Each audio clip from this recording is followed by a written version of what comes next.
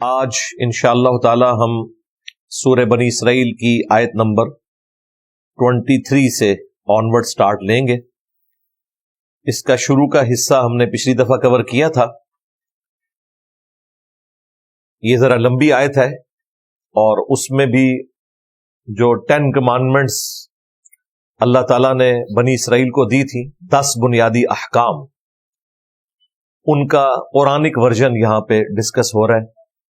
پہلی کمانڈ توحید سے متعلق تھی، اس پہ میں نے آلموسٹ 30 منٹ گفتگو کی تھی پچھلی دفعہ۔ اسی آیت کے اندر اب اس سے اگلی کمانڈ آ رہی ہے، اعوذ باللہ من الشیطان الرجیم، بسم اللہ الرحمن الرحیم، وَقَضَى رَبُّكَ أَلَّا تَعْبُدُوا إِلَّا إِيَّهُ، اور تمہارے رب نے یہ بات طے کر دی تھی کہ مت پوجنا کسی کو سوائے اس کے۔ یہ پہلی کمانڈ۔ اسی کے ساتھ دوسری کمانڈ، وَبِالْوَالِدَيْنِ إِحْسَانًا، اور اپنے ماں باپ کے ساتھ احسان کی روش اختیار کرنا۔ قرآن حکیم میں 5 مقامات ایسے ہیں جن میں توحید کے فوراً بعد ماں باپ کے ساتھ حسن سلوک کرنے کا حکم آیا ہے۔ یہ کوئی معمولی بات نہیں ہے۔ 5 مقامات پہ توحید کے فوراً بعد، سورۃ البقرہ میں، سورۃ الانعام کے اندر، سورۃ النساء کے اندر، سورہ لقمان کے اندر، اور یہ سورہ بنی اسرائیل۔ یہ 5 مقامات ہیں کہ ماں باپ کے ساتھ حسن سلوک کرنا۔ پورے قرآن میں ماں باپ کے حقوق کا بیان جتنا ہوا، ان سب کو ایک پلڑے میں رکھیں، اور سورہ بنی اسرائیل میں یہ جو مسلسل 3 آیات ہیں، یہ اس سب پر بھاری ہے۔ اس میں کافی تفصیل کے ساتھ ذکر ہوا ہے۔ انشاءاللہ ہم اس کے ترجمے کو بھی کور کریں گے، اس پہ ٹائم بھی زیادہ لگائیں گے، اس سے ریلیٹڈ احادیث کو بھی انشاءاللہ تعالی میں ڈسکس کروں گا۔ ایک چیز اس میں یہاں پہ سکپ ہے جو کہ باقی جگہوں پر آئی، خصوصاً سورہ لقمان کے اندر، کہ اگر ماں باپ تجھے حکم دیں کہ تو میرے خلاف چلے یا شرک کرے، پھر تم نے ان کا کہنا نہیں ماننا، لیکن ساتھ ہی فرمایا دنیا میں معروف طریقے سے ان کے ساتھ چلنا ہے۔ معروف طریقہ یہ ہے کہ ان کے کھانے پینے کا خیال رکھنا، ان کے رہائش کے پوائنٹ آف ویو سے جو مسائل ہیں انہیں ایڈریس کرنا، بیمار ہو جائیں تو ان کی دیکھ بھال کرنا، یہ دنیا میں معروف طریقے سے چلنا ہے۔ حتیٰ کہ بخاری مسلم میں حدیث ہے، اسماء بنت ابی بکر جو حضرت ابو بکر کی بیٹی ہیں بڑی، ان کی والدہ مشرکہ تھیں اور وہ ملنے کے لیے آیا کرتی تھی۔ انہوں نے رسول اللہ صلی اللہ علیہ وآلہ وسلم سے پوچھا کہ میری ماں مشرکہ ہے، کیا میں اس کے ساتھ حسن سلوک کروں؟ تو آپ نے فرمایا دنیا میں معروف طریقے کے ساتھ اس کے ساتھ حسن سلوک کرنا ہے۔ لیکن بسا اوقات اس حسن سلوک میں ایگزیجریشن آ جاتی ہے۔ اکثر جذباتی قسم کی آپ کو تقریریں سننے میں ملیں گی کہ جی ماں باپ کے کہنے پہ تو بیوی کو بھی طلاق دے دینی چاہیے۔ اگر ماں باپ کے کہنے کے اوپر بیوی کو طلاق دینی ہے تو پھر تو شادی کرنے کی ضرورت ہی نہیں۔ اس کی وجہ ہے کہ یہ ہو ہی نہیں سکتا کہ شادی کے بعد ساس کا اور بہو کا کنفلکٹ نہ آئے، پھر تو ہر گھر میں طلاق عام ہونی چاہیے۔ پھر تو قرآن و سنت میں یہ تعلیمات ہونی چاہیے کہ شادی کرو اور پہلے ہی ہفتے طلاق دے دو۔ لیکن قرآن و سنت میں تو بالکل اس کے اپوزٹ باتیں ملتی ہیں۔ اس کا مطلب یہ ہے کہ یہ چند ایک جعلی روایتوں سے بعض لوگوں نے جو مسائل اخذ کیے، یا اکا دکا جو صحیح روایتیں بھی ہیں، وہ روایتیں بھی وحی کی تائید کے ساتھ ہیں۔ جس طرح عبداللہ ابن عمر کے بارے میں آتا ہے کہ ان کی بیوی کے ساتھ حضرت عمر کا کنفلکٹ تھا اور انہوں نے کہا اسے طلاق دے دو، انہوں نے نہیں دی، نبی علیہ السلام کے پاس آئے تو نبی علیہ السلام نے کہا کہ ٹھیک ہے تم طلاق دے دو۔ اب نبی صلی اللہ علیہ وآلہ وسلم کو تو وحی کی تائید حاصل ہے، وہ اگر کسی سے فرما رہے ہیں تو وہ صرف زبانی کلامی نہیں کہہ رہے، اس چیز کو نبی علیہ السلام نے کہیں مشروع نہیں فرمایا، ورنہ حدیثیں یوں ہوتی کہ جب ماں باپ تمہیں طلاق دینے کا کہیں تو فوراً اپنی بیوی کو طلاق دے دو. تو پھر سب سے پہلے تو سارے صحابہ کرام بغیر بیویوں کے بیٹھے ہوتے, کیونکہ یہ کنفلکٹ تو شروع سے چل رہا ہے, اور جوائنٹ فیملی سسٹم میں یہ نیچرل ہے. اس کے الٹ ضرور ملتا ہے. قرآن میں بیوی کے ساتھ, بچوں کے ساتھ, ماں باپ کے ساتھ حسن سلوک کا ذکر ہے. طلاق کو آخری درجے تک اوائڈ کرنے کا ذکر موجود ہے. اور احادیث میں تو جس طریقے سے کھول کھول کر نبی علیہ السلام نے بیان فرمایا, اس کے بعد تو گنجائش ہی نہیں رہتی. بخاری مسلم میں حدیث ہے, عورت مرد کی ٹیڑھی پسلی سے پیدا ہوئی ہے, اسے سیدھا کرنے کی کوشش نہ کرو ورنہ اسے توڑ بیٹھو گے, اور اسے طلاق دینا اسے توڑنا ہے. اس کا مطلب ہے نبی علیہ السلام نے کہا کہ نہیں توڑنا اسے. اس میں الفاظ ہیں اس سے نفع حاصل کرو, اسے سیدھا کرنے کی کوشش نہ کرو, یعنی توڑنے کی کوشش نہ کرو, یعنی کہ طلاق دینے کی کوشش نہ کرو. یہ حدیث بخاری میں بھی ہے, مسلم میں بھی. مسلم شریف میں تو اتنی حیران کن حدیث ہے, نبی علیہ السلام نے فرمایا شیطان کا تخت پانیوں پہ لگا ہوا ہے, شام کے وقت سارے چیلے آ کے اسے رپورٹ کرتے ہیں آج ہم نے فلاں شخص سے فلاں گناہ کروایا, فلاں شخص سے فلاں گناہ کروایا. شیطان خوش نہیں ہوتا, بڑا بڑا گناہ وہ گنواتے ہیں, بدکاری کا, چوری کا. ایک چیلا آ کے کہتا ہے آج میں نے میاں بیوی کے درمیان جدائی کروا دی ہے. شیطان اسے گلے لگا لیتا ہے کہ اصل کام تو نے کیا ہے. اس حدیث کی روشنی میں کیا یہ بات فٹ ان بیٹھتی ہے کہ ماں باپ کے کہنے پہ بیوی کو طلاق دے دی جائے؟ اسلام تو کہتا ہے جینوئن ریزن بھی ہو تب بھی آپ نے طلاق کو اوائڈ کرنا ہے. قرآن میں آیا کہ اگر عورت بے حیائی کرے تو سب سے پہلے اسے بستر سے الگ کرو, اس سے بڑی تو کوئی بات نہیں ہو سکتی. سورۃ النساء میں. پھر بھی صحیح روش اختیار نہ کرے تو اسے مارو, وہ بھی ویشیوں کی طرح نہیں مارنا, صرف چھوٹے بچوں کو جس طرح ڈانٹ ڈپٹ کی جاتی ہے اس میں بھی چہرے پہ مارنے سے منع کیا, ہڈی پسلی توڑنے سے منع کیا, ایک سازش کے طور پہ. اس سے بڑی کیا چیز ہو سکتی تھی؟ نبی علیہ السلام نے منع فرمایا. صحیح مسلم میں حدیث ہے کوئی بھی مؤمن اپنی مؤمنہ بیوی سے بغض نہ رکھے. صحیح مسلم میں ایک اور حدیث ہے دنیا برتنے کی جگہ ہے اور سب سے بہترین اگر کوئی متاع ہے دنیا کا تو نیک بیوی ہے. بخاری اور مسلم دونوں میں حدیث ہے میں اپنے بعد تمہارے لیے سب سے بڑی آزمائش تمہاری عورتیں چھوڑ کر جا رہا ہوں, یعنی ان کے ساتھ حسن سلوک کرنا ہے, یہ تمہاری ذمہ داری ہے. یہاں پر ہمارے پنجاب کے معاشرے میں بوڑھے لوگ جن کے ساتھ نوجوانوں کی دوستیاں ہوتی ہیں وہ انہیں شادی سے پہلے ہی پٹی پڑھا دیتے ہیں کہ اپنی بیویوں کو دبا کے رکھنا ہے, کیونکہ انہوں نے یہی کچھ کیا ہوتا ہے. اور اینڈ رزلٹ آپ لوگوں کے سامنے ہے, پوری زندگی میاں بیوی لڑتے رہتے ہیں. یعنی آپ پرانے جو بوڑھے بابے ہیں نا ان کو دیکھیں نا تو سکون سے نہیں گھر میں رہتے. اسی طریقے سے وہ میاں بیوی جو پوری زندگی اکٹھے نہیں رہے ہوتے,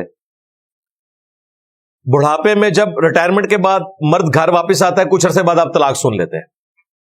یہ عام آپ نے سنا ہوگا, یہ خصوصاً فوجیوں میں بہت ساری طلاقیں اس طرح کی ہو جاتی ہیں کیونکہ انہیں ساتھ رہنے کی عادت نہیں ہوتی, اور بڑھاپے کے وقت اب دونوں کی ہڈیاں اپنی جگہ فکس ہو چکی ہیں, کوئی پیچھے ہٹنے کے لیے تیار نہیں ہے. وہ طلاق ہو جاتی ہے اور وقت پڑ جاتا ہے بچوں کو, ماں کو بھی انہوں نے سنبھالنا ہے, باپ کو بھی سنبھالنا ہے, اور ایک جگہ نہیں رکھنا. ظاہر ہے وہ نامحرم ہو گئے ایک دوسرے کے لیے.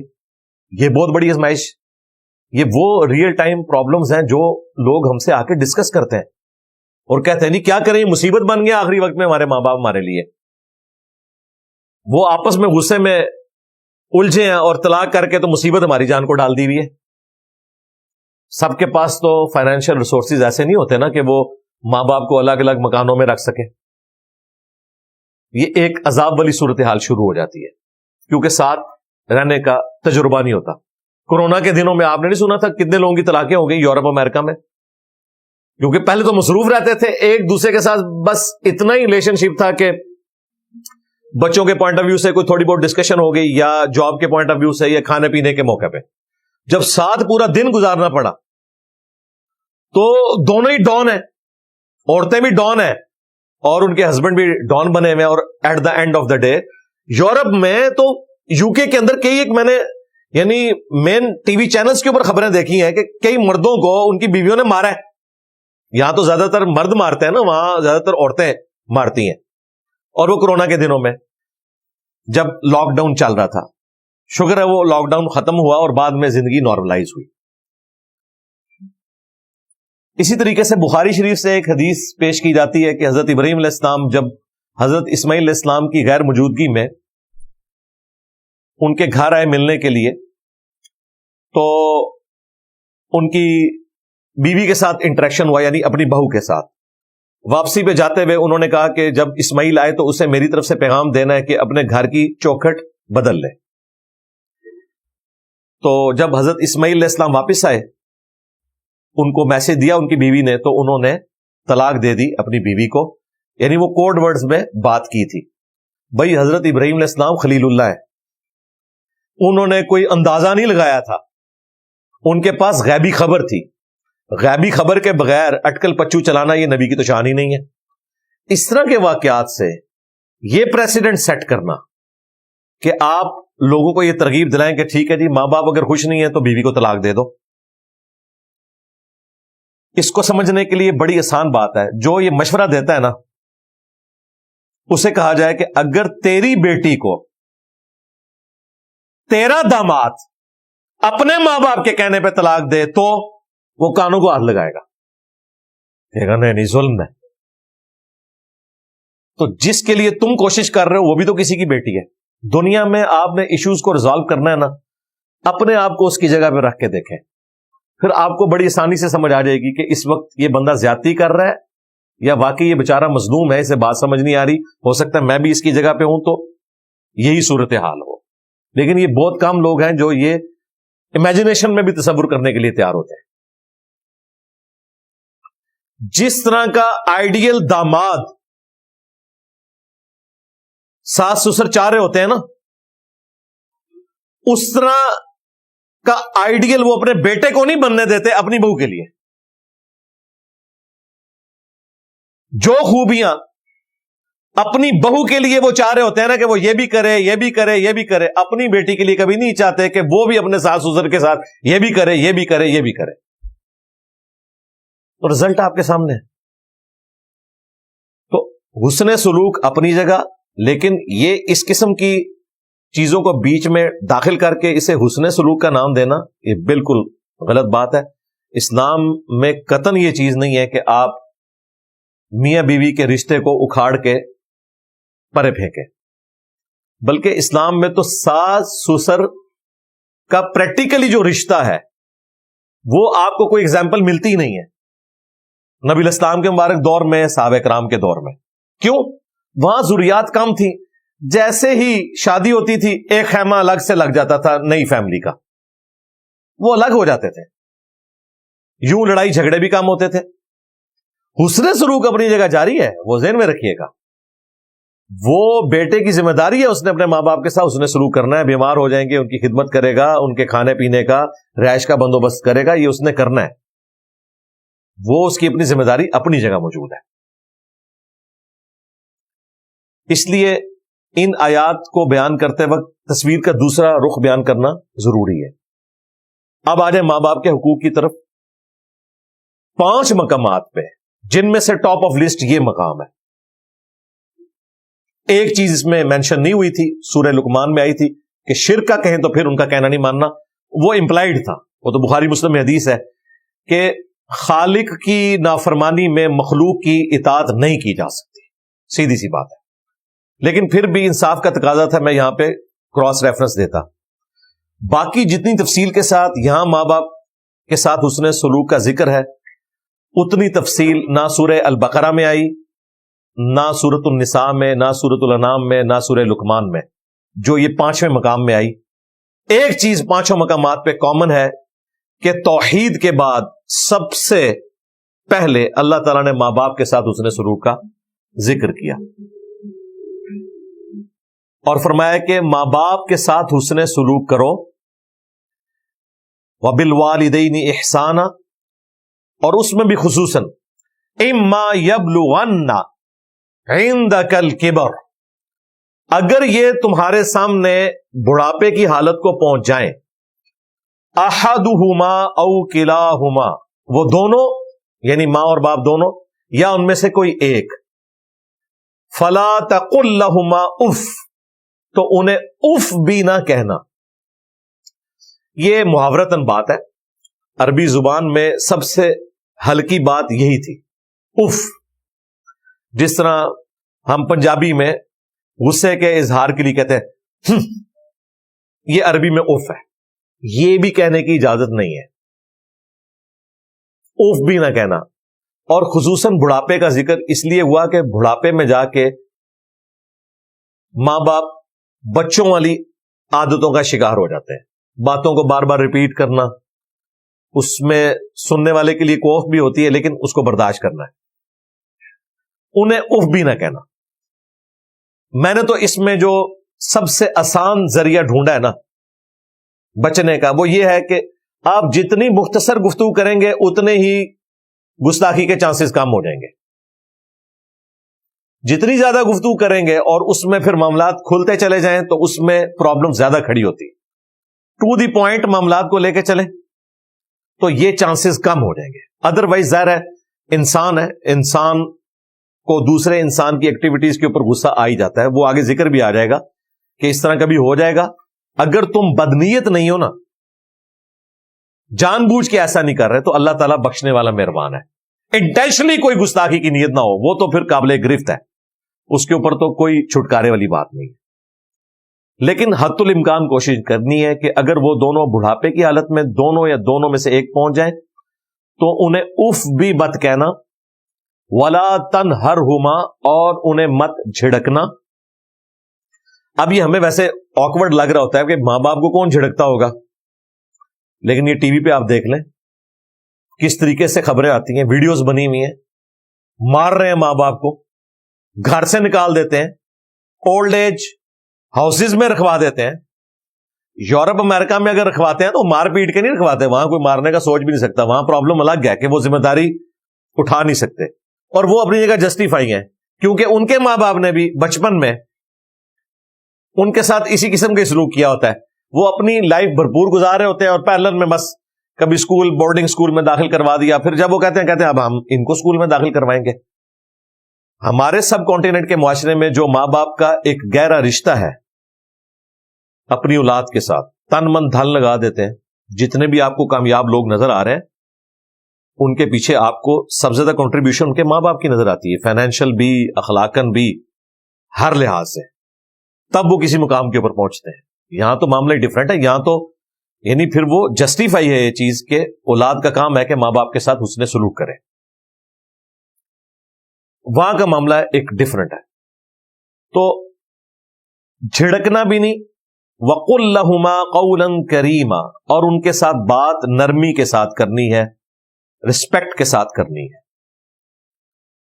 وَاخْفِضْ لَهُمَا جَنَاحَ الذُّلِّ مِنَ الرَّحْمَةِ، اور اپنے بازو کندھے جھکا کر رکھنے ہیں عاجزی کے ساتھ، یعنی اس کو لفظی ترجمہ تو یہ ہے کہ اپنے پروں کو بچھا کے رکھنا ہے، جیسے ایک ماں بچوں کی حفاظت کرتی ہے یا ایک مرغی اپنے چوزوں کو اپنے پروں کے نیچے لیتی ہے، اس طریقے سے ماں باپ کے ساتھ بڑھاپے میں سلوک کرنا ہے۔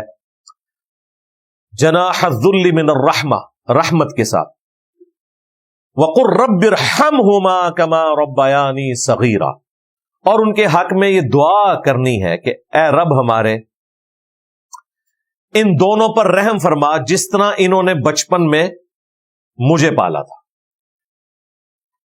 یہ دعا یاد ہونی چاہیے، تشہد میں پڑھیں، آگے پیچھے پڑھیں اپنے ماں باپ کے لیے، رب ارحمہما کما ربیانی صغیرا، اے رب ہمارے ان دونوں پر رحم فرما جس طرح بچپن میں انہوں نے ہمیں پالا تھا۔ اس کو اگر جمع کے صیغے سے پڑھیں مزید، رب ارحمہم کما ربیانی صغیرا، اے رب ہمارے ان تمام پر رحم فرما۔ اب یہ جمع کا صیغہ ہے، یہ 3 اور 3 سے زیادہ کے لیے. عربی میں جمع 3 سے شروع ہوتی ہے.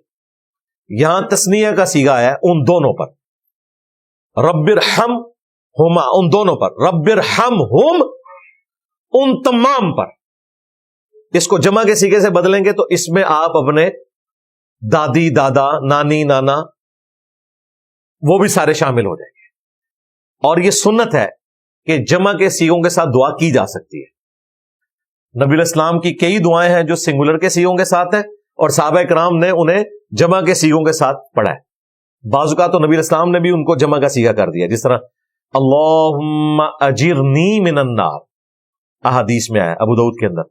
ہم اسے جمع کے صیغے کے ساتھ پڑھتے ہیں اللہم اجرنا من النار.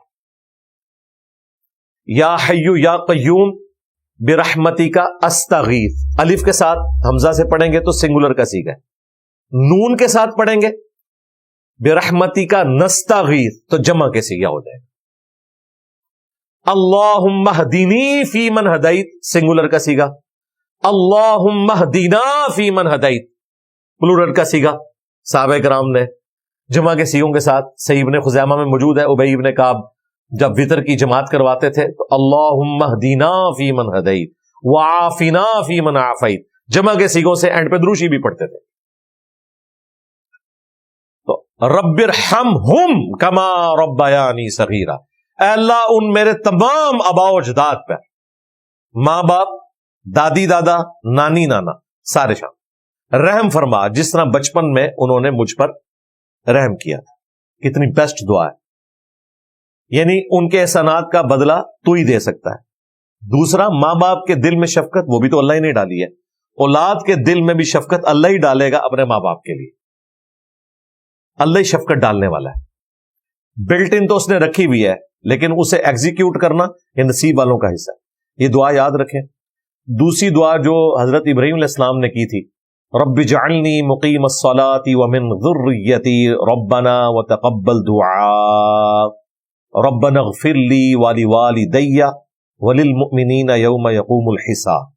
سورہ ابراہیم میں آتی ہے اور اس کا بیسٹ موقع ہے تشہد میں. بخاری مسلم میں حدیث ہے جب تشہد پڑھ چکو، دروشی پڑھ چکو، جو چاہو اپنے رب سے مانگو. اس میں آپ یہ دعائیں شامل کریں روزانہ. میں تو الحمدللہ ڈیلی پڑھتا ہوں. یہ سب سے بیسٹ موقع ہے. اسی طریقے سے قنوت وطر کے بعد بھی جو دعائیں آپ پڑھتے ہیں مزید صحابہ کرام سے ثابت ہیں، ان میں یہ شامل کریں.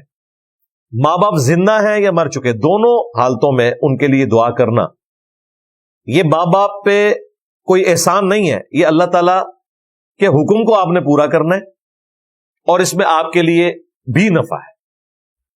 ساتھ ہی ساتھ اپنے بیوی بچوں کے لیے بھی دعا کریں. وہ بھی قرآن میں سورہ الفرقان میں سکھائی گئی. ربنا هب لنا من ازواجنا وذریاتنا قرۃ اعین وجعلنا للمتقین اماما. اے رب ہماری بیویوں میں اور ہماری اولاد میں ہماری آنکھوں کی ٹھنڈک بنا دے. یعنی ان کے اعمال ایسے ہوں کہ میری آنکھیں ٹھنڈی ہوں. اور ہمیں پرہیزگار لوگوں کا امام بنا، پرہیزگار لوگوں کا فور فادر، ابا و اجداد ہمیں بنا دے. یعنی ہماری نسل میں بھی سب لوگ پرہیزگار ہوں. یہ دعا ہے. یہ دعا بیوی بچوں کے لیے. اور ایک دعا ایسی ہے جو آپ نے اپنے تمام رشتہ داروں کے لیے، پوری امت کے لیے کرنی ہے. اللہم ربنا آتینا فی الدنیا حسنہ وفی الآخرۃ حسنہ وقینا عذاب النار. اس میں سارے شامل ہو جائیں گے. رب ہمیں دنیا میں بھی بھلائیاں عطا فرما، آخرت میں بھی بھلائیاں عطا فرما، اور آخرت کی سب سے بڑی بھلائی عطا فرما دے کہ ہمیں آگ کے عذاب سے بچا لے. آمین. تو یہ 3 دعائیں کم از کم یاد کر لیں اور انہیں تشہد میں پڑھیں. تشہد کے علاوہ بھی ایک اور موقع ہے، صحیح مسلم میں حدیث ہے، سجدے میں انسان اپنے رب کے سب سے زیادہ قریب ہوتا ہے، لہذا خوب دعائیں مانگا کرو. 3 دفعہ سبحان ربی الاعلیٰ پڑھ کے، یا باقی جو تسبیحات ہیں، سبوح قدوس رب الملائکۃ والروح. ایک اور تسبیح بخاری مسلم میں آئی ہے، سبحانک اللہم ربنا وبحمدک اللہم اغفر لی. یہ دعائیں بھی پڑھیں اور ساتھ یہ دعائیں بھی پڑھیں. کسی ایک سجدے میں پڑھ لیں، یہ نہیں کہ ہر سجدے میں پڑھنی ہے.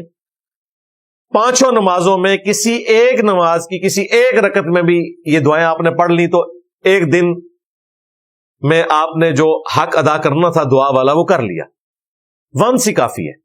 لیکن یہ دعائیں یاد ہوں گی تو آپ پڑھیں گے, ترغیب دلائی جائے گی تو پڑھیں گے. ماں باپ کے حقوق کے حوالے سے ایک حدیث بڑی مشہور ہے بخاری اور مسلم میں.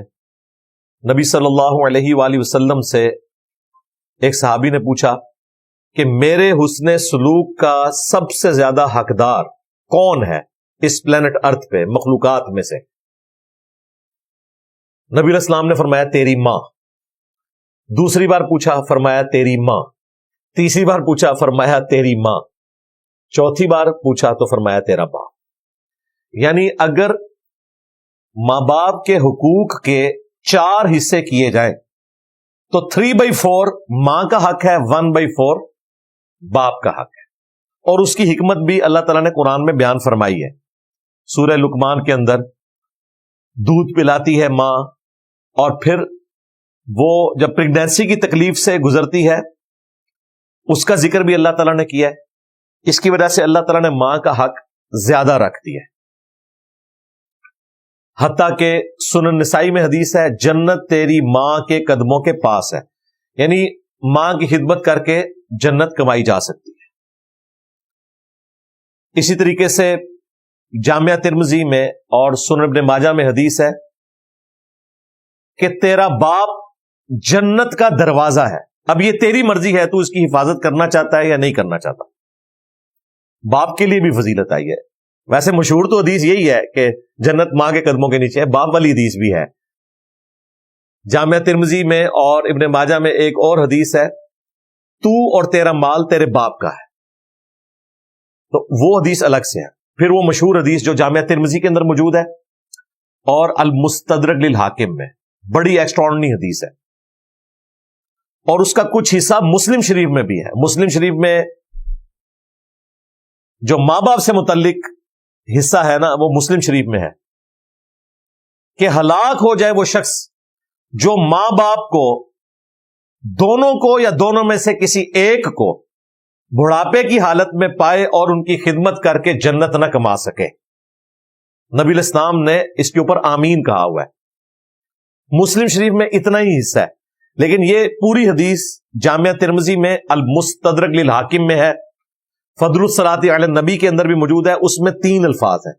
نبی علیہ السلام مسجد میں تشریف لائے, آپ نے ممبر کی پہلی سیڑھی پر قدم رکھا, فرمایا آمین. دوسری پہ رکھا, فرمایا آمین. تیسری پہ رکھا, فرمایا آمین. صحابہ کرام نے کہا یا رسول اللہ آج آپ نے ایسا عمل کیا ہے جو ہم نے آپ کو پہلے کرتے ہوئے نہیں دیکھا. اچھا میرا ایک معصومانہ سوال ہے, دنیا کے سارے غوثوں سے بڑے غوث وہاں بیٹھے ہوئے تھے, انہیں تو نہیں پتا چلا نبی علیہ السلام نے آمین کیوں کہا ہے. یہ کہتے ہیں جی عبد القادر جیلانی جو ہے نا وہ کائنات کو اس طرح دیکھ رہے ہیں جس طرح ایک رائی کا دانہ ہتھیلی پر ہوتا ہے.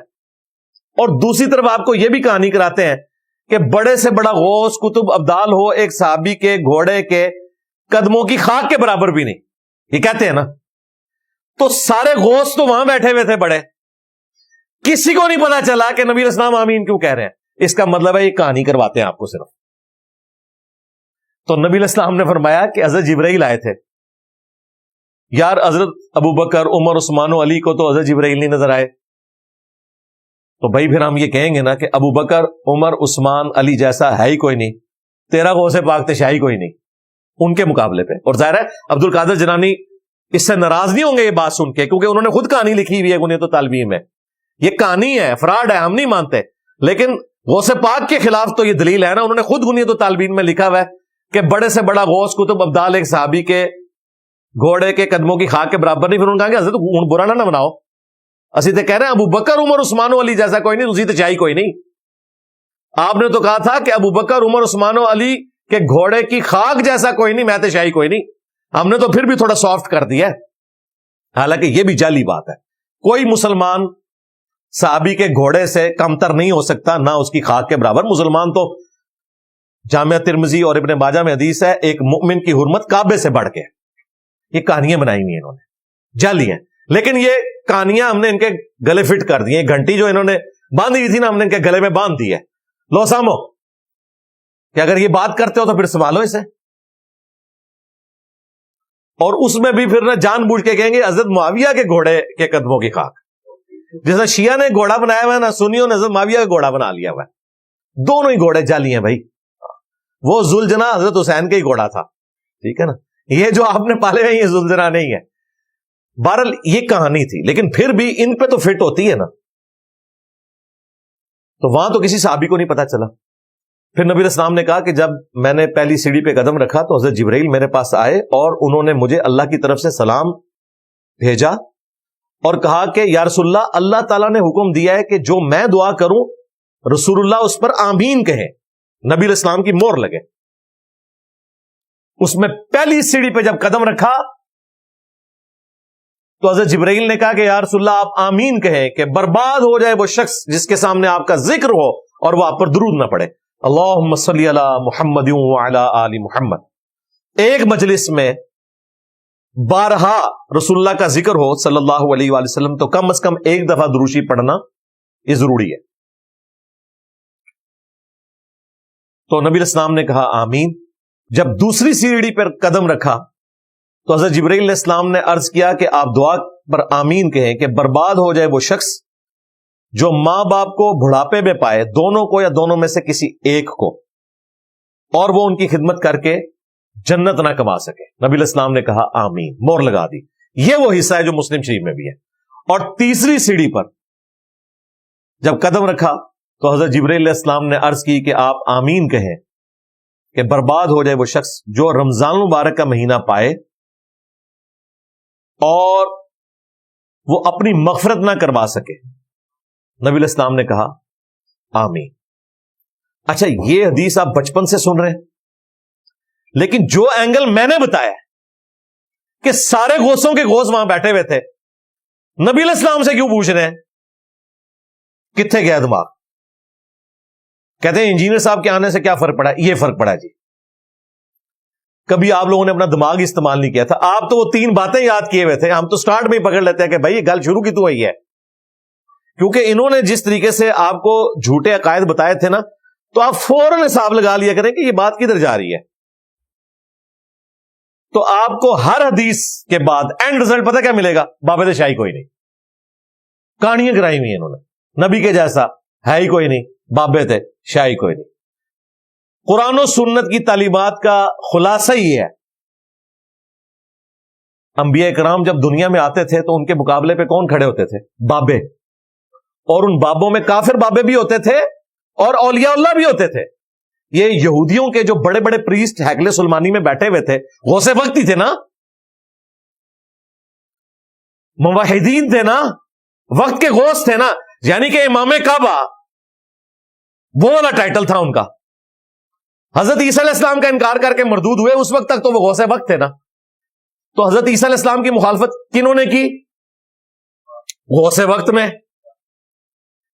तो ये बाबे इतनी पैड़ी शैन है कि जब ये डी ट्रैक हो, ये पैगंबर की भी मुखालफत करते हैं। मैं और आप शाही कोई नहीं इनके मुकाबले पे, मुखालफत के पॉइंट ऑफ व्यू से। वैसे तो जिन्होंने लम्हा पा लिया है, एक ही शाय साढ़े स्टूडेंट के भी शाय कोई नहीं ने। यानी अपनी हठधर्मी में ये जिस आला दर्जे पे पहुंचे हुए हैं, उसके मुकाबले पे आम मुसलमान तो वली है, जो हठधर्मी इनके अंदर पाई जाती है। इसीलिए कुरान में आया सूरह हामीम सजदा में कि क़यामत वाले दिन जहन्नमी कहेंगे कि ऐ अल्लाह, जिन्नों और इंसानों में से हमारे वो बुजुर्ग जिन्होंने हमें दुनिया में गुमराह किया, आज उन्हें हमारे हवाले कर, हम उन्हें अपने पांव के नीचे रौंदेंगे कि इनकी वजह से हम गुमराह हुए। और सूरतुल अज़ाब में आया कि हमारे बड़ों को, हमारे बुजुर्गों को ऐ अल्लाह दुगना अज़ाब दे, दुनिया में हम इनकी वजह से गुमराह हुए थे। हकीकत बात है, हम तो दुनिया में इस वक्त यकीन करें इनके लिए बदवाएं निकलती हैं कि जिनके साथ लगे हुए थे ये तो हमें जहन्नम में फेंकने लगे थे, आखिरत में तो आप गुस्से को छोड़ दें, क्या होगा। इधर ही जिसके ऊपर तौहीद खुलती है ना, जिसे कुरान और सुन्नत का तारुफ होता है, वो कहता है या अल्लाह इन्होंने बेड़ा गर्क कर, इन्होंने साढ़े मां प्यो को गुमराह किया, उन्होंने मां प्यो को गुमराह किया। आप जरा इमेजिन करें कितने लोग हमारी लाइव स्ट्रीम में आके रो रहे होते हैं कि जी अब्बा जी इसी तरीके से शिरक करते हुए मर गए, हम किन्हें बदवाएं दें अपने बुजुर्गों को, इनके ऊपर कनूते नाजला पड़े। खुश नसीब हैं वो लोग जिन्होंने अपने मां बाप को मरने से पहले اللہ کی توفیق سے دعوت دے کے حق پر لانے میں وہ کامیاب ہوئے ہیں اور جہنم میں جانے سے بچا لیا ہے. جن کے تو مر چکے ہیں ان سے پوچھیں وہ کس تکلیف میں ہے. وہ تو کہتے ہیں کہ انہوں نے لمحہ پاواں گے, ٹوٹے ٹوٹے کرواواں گے انہوں نے اپنے سامنے.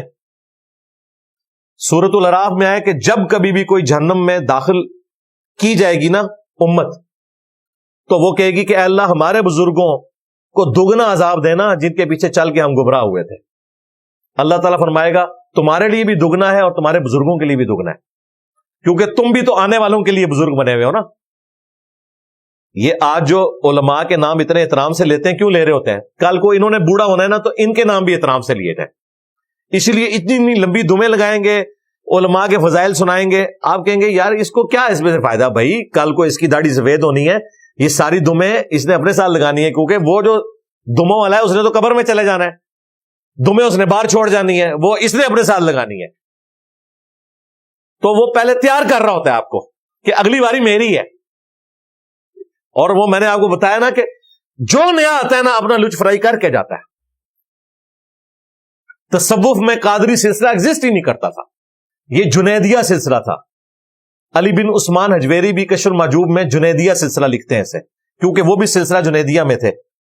علی بن عثمان حجویری کے جو پیر صاحب تھے نا, وہ 2 واسطوں سے جنید بغدادی کے مرید تھے, اور عبد القادر جیلانی 4 واسطوں سے جنید بغدادی کے مرید تھے. عبد القادر جیلانی کا سلسلہ ذرا تھوڑا چل پڑا تو وہ جنیدیہ سلسلہ ہی دنیا سے ختم ہو گیا. اب اس سلسلے کو قادری کہا جاتا ہے, عبد القادر کی وجہ سے قادری. لیکن انہوں نے کچھ عرصہ ہی ظاہر بادشاہی کرنی تھی, ان کے اپنے مریدین شاذلی رفاعی سلسلے شروع ہو گئے, سب کانٹیننٹ میں آئے, تو اعلی حضرت نے اپنی نسبت چلا دی رضوی.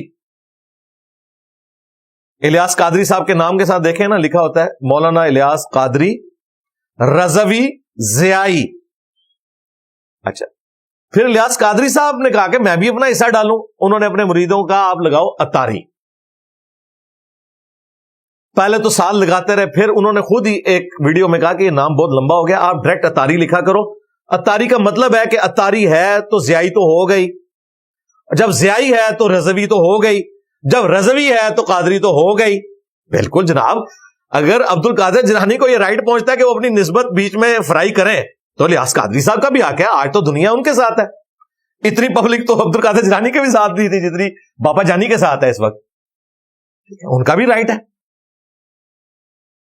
تو ہر کوئی اپنا حصہ ڈالتا ہے. اس لیے ہم کہتے ہیں کہ یہ بزرگوں کی نسبتیں چھوڑیں, اپنا باپ کسی کو بنانا ہے تو اسے بنائے جس کی قبر مدینے میں ہے. النبی اولا بالمؤمنین من انفسہم وازواجہ امہاتہم, نبی مومنین کی جانوں پر ان سے بڑھ کر حق رکھتے ہیں, اور نبی کی بیویاں امت کی مائیں ہیں, یعنی کہ نبی امت کے باپ ہیں. باپ بار بار بدلنے کی ضرورت کوئی نہیں. اور دیکھیں بدبخت کتنے ہیں, 4 جو ٹاپ کے اولیاء تھے نا, امت کے نہیں اس کائنات کے ٹاپ کے اولیاء, ابو بکر, عمر, عثمان و علی. اگلی امتوں میں بھی یہ 4 بندے ان کے اصحاب سے بھی افضل ہیں. ان کے نام کا آپ کو کوئی سلسلہ نہیں نظر آ رہا. کہیں آپ نے سنا ہے سلسلہ صدیقیہ؟ سلسلہ ہے, اس کا نام نقشبندیہ رکھا ہوا ہے, کہتے ہیں ابو بکر صدیق تک جاتا ہے, تو صدیقیہ کیوں نہیں ہے؟ فرق دیکھا؟ سلسلہ فاروقیہ کوئی نہیں ہے, سوروردی ہے, کہتے ہیں حضرت عمر فاروق تک جاتا ہے بابے کے نام پہ رکھا ہوا ہے. اور بابا کون؟ 7ویں صدی ہجری میں. عثمانیہ کوئی نہیں, ان تک تو سلسلہ بھی کوئی نہیں جاتا, وہ اتنی مظلوم ہستی ہیں. اور حضرت علی تک قادری اور چشتی سلسلے جاتے ہیں, لیکن نام کیا ہے؟ عبد القادر جیلانی پہ 6 صدی ہجری میں, 7ویں صدی ہجری میں معین الدین چشتی. علوی نہیں ہے اس سلسلے کا نام. کتنی حیران کن بات ہے, اس طرف کبھی نہیں کسی کا دماغ گیا. اس کا مطلب ہے ان تک جاتے ہی نہیں, انہوں نے سب کچھ جعلی بنایا ہوا ہے. ان بڑی ہستیوں کے ساتھ اپنے آپ کو منسوب کر دیا, اپنے آپ کو اونچا کرنے کے لیے, جس طرح یہاں پہ بھی لوگ منسوب تو کر دیتے ہیں. آپ دیکھیں کتنے وثوق کے ساتھ میلاد کے جلسوں میں نعرے لگاتے ہوئے نظر آئیں گے. اسی جلسے میں آپ بخاری مسلم سے نماز کا طریقہ بتائیں تو نفرت ہو جائے گی انہیں. پہلے لگ رہا ہوگا نبی علیہ السلام کے لیے جان دے دینی ہے, نبی علیہ السلام کے لیے یہ ہاتھ نہیں اٹھا سکتے رب الیدین میں, جان کی تو دینی ہے انہوں نے. وہ سارا بزرگ پرستی کا معاملہ چل رہا ہوتا ہے. تو ہمارے روحانی باپ وہ ہیں جن کی قبر مدینے میں ہے صلی اللہ علیہ وآلہ وسلم. اب آپ اپنے ان والدین کی طرف واپس آ جائیں جن کا ذکر یہاں پہ ہو رہا تھا.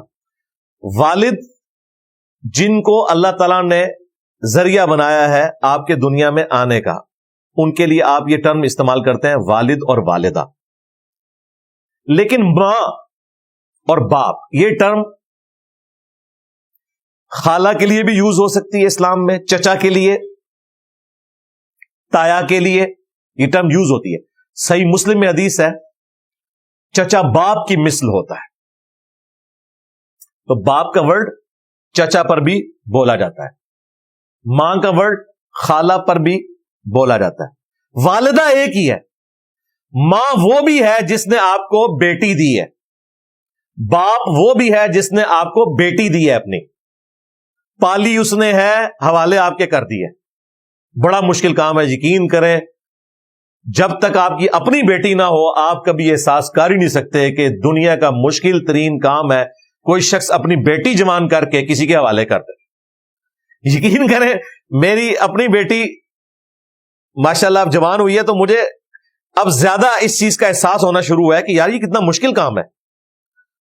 تو وہ بھی ماں باپ ہیں جو آپ کو بیٹی دیتے ہیں، لیکن وہ والد اور والدہ نہیں ہے، ماں باپ ہے.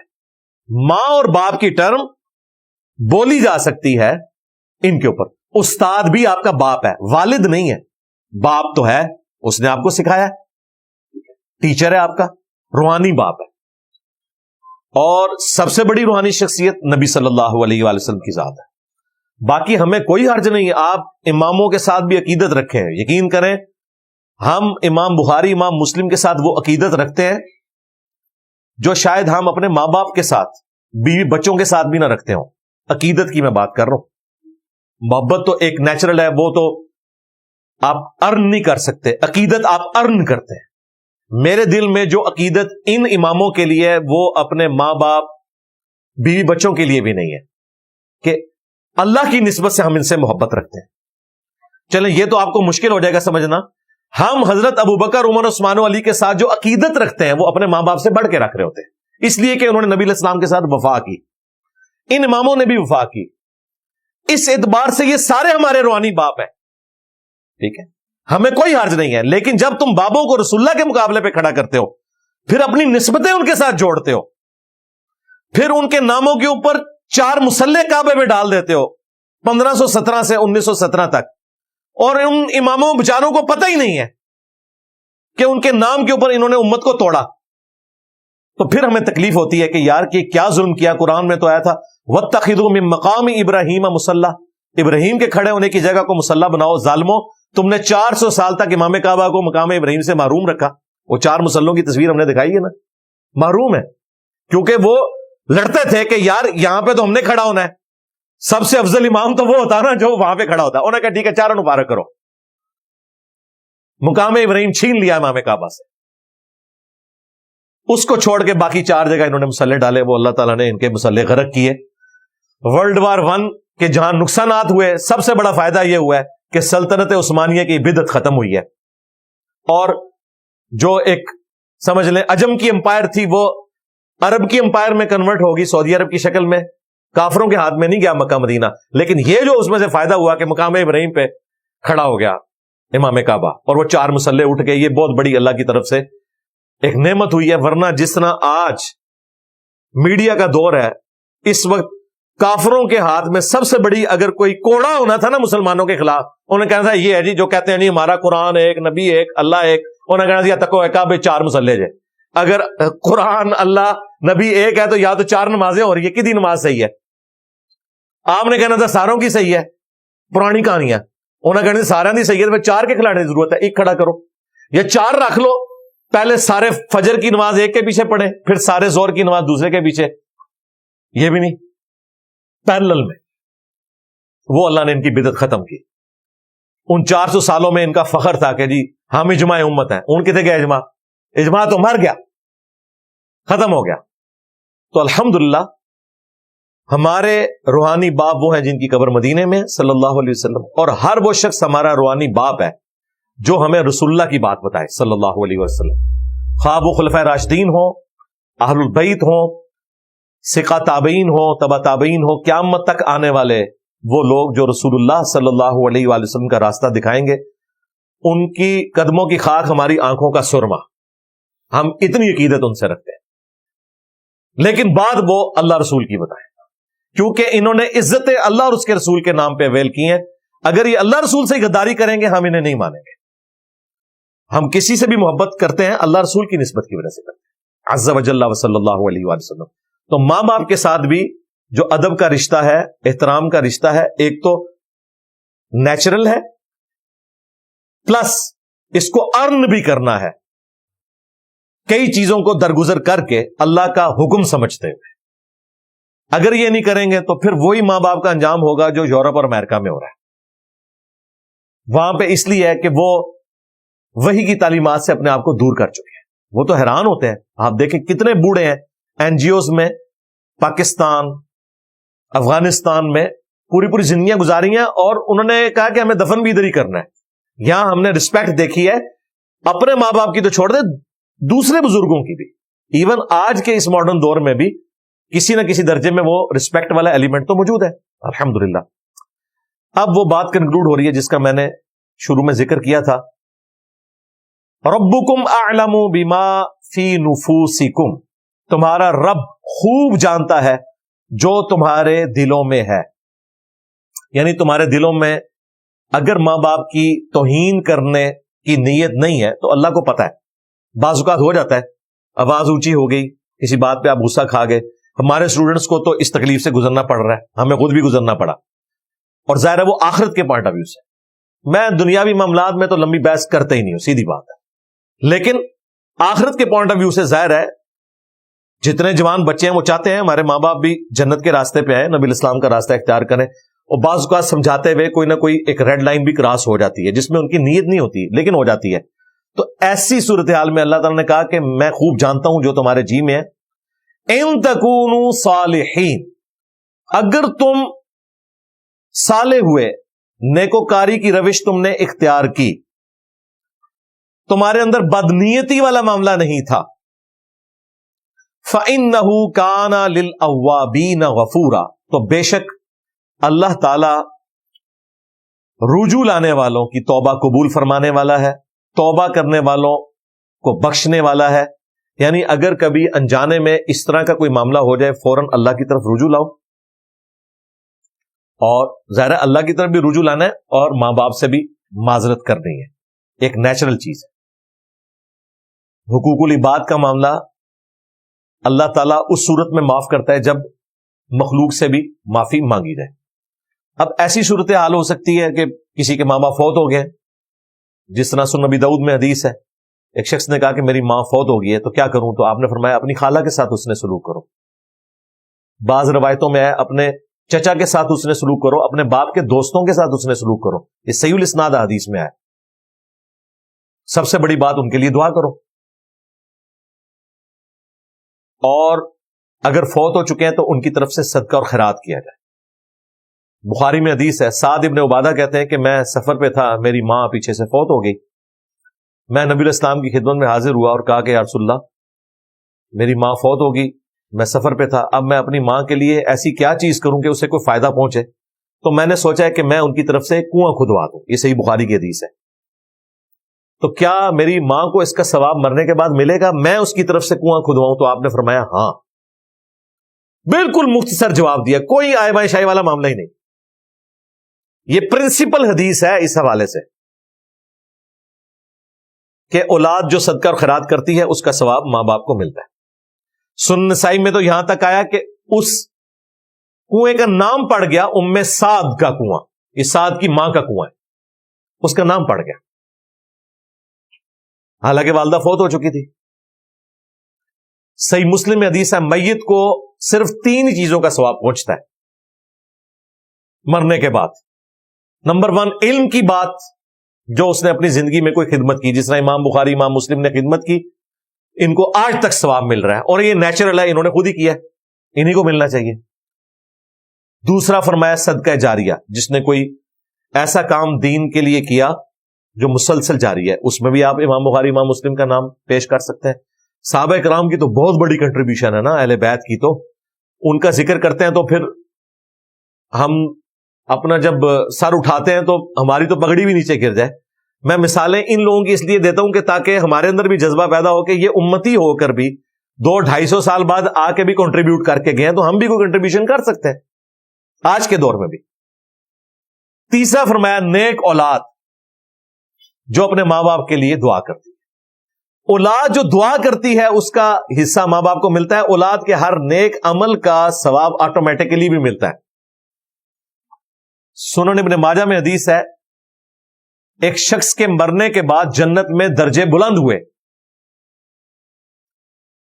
عالم برزخ میں، تو نبی علیہ السلام کہتے ہیں اس شخص نے اپنے رب سے پوچھا کہ یہ تو میرا عمل نہیں تھا جس کا فائدہ مجھے ملا مرنے کے بعد، تو اللہ تعالیٰ نے فرمایا کہ تیرے بیٹے نے دنیا میں تیرے لیے استغفار کی ہے، اس کا نفع تجھے ملا ہے۔ اس کا مطلب ہے کہ مرنے کے بعد اپنے ماں باپ کے لیے بالخصوص، باقی پوری امت کے لیے بالعموم دعا کرنی چاہیے، اور یہ دعا سورۃ الحشر میں مشروع ٹھہرائی گئی ہے۔ ربنا اغفر لنا ولاخواننا الذین سبقونا بالایمان، اہل ایمان کی نشانی ہے، وہ دعا کرتے ہیں اللہ ہمیں بھی بخش دے اور ہم سے پہلے جتنے ایمان کی حالت میں گئے ہیں انہیں بھی بخش دے، اور ہمارے دلوں میں ان کے لیے کوئی کجی اور ٹیڑھ پن باقی نہ رکھ۔ تو جتنے بھی اہل ایمان ہیں ان کے لیے دعا کریں، ربنا آتینا فی الدنیا حسنہ وفی الآخرۃ حسنۃ وقنا عذاب النار۔ جنازے کی دعا پرفیکٹ دعا ہے،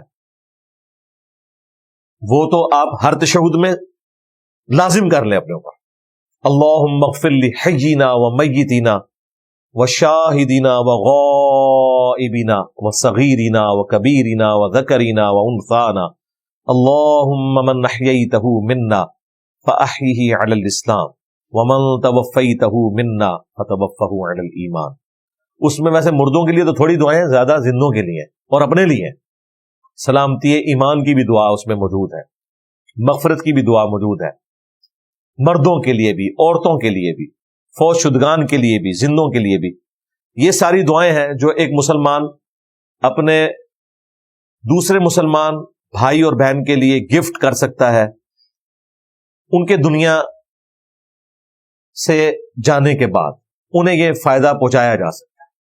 اسی طریقے سے کسی غریب بچے کا اسکول کالج کا خرچہ آپ اٹھا لیں اپنے ماں باپ کے صالح ثواب کے لیے، اور ماں باپ کا مرنا شرط نہیں اس میں، زندہ ماں باپ کے صالح ثواب کے لیے بھی آپ کر سکتے ہیں، مرنے کا انتظار نہ کریں، پہلے ہی کریں۔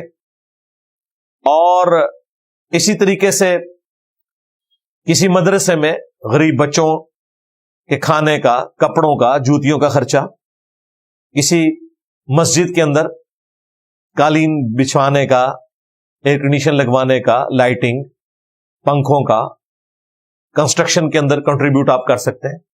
ہر وہ شکل جو حقوق العباد میں کسی کو نفع پہنچانے والی ہے، یہ تمام وہ شکلیں ہیں جن کے ذریعے آپ میت کے صالح ثواب کے لیے صدقہ اور خیرات کر سکتے ہیں۔ کھانا کھلانا غریبوں کو بہت بڑی چیز ہے۔ قرآن میں جب جہنمیوں کا ذکر آیا سورہ المدثر میں کہ تمہیں کس عمل نے جہنم میں پہنچایا، تو پہلے نمبر پہ ذکر آیا قالوا لم نک من المصلین، ہم نماز نہیں پڑھتے تھے۔ دوسرا ذکر آیا کہ ہم جو غریب لوگ ہیں، مساکین ہیں، ان کے کھانا کھلانے کے اوپر ترغیب نہیں دلایا کرتے تھے۔ تو غریبوں کو کھانا کھلانا، غریب نہ بھی ہوں ویسے ہی مسلمان کا مسلمان کو کھانا کھلانا بہت بڑی فضیلت والی چیز ہے۔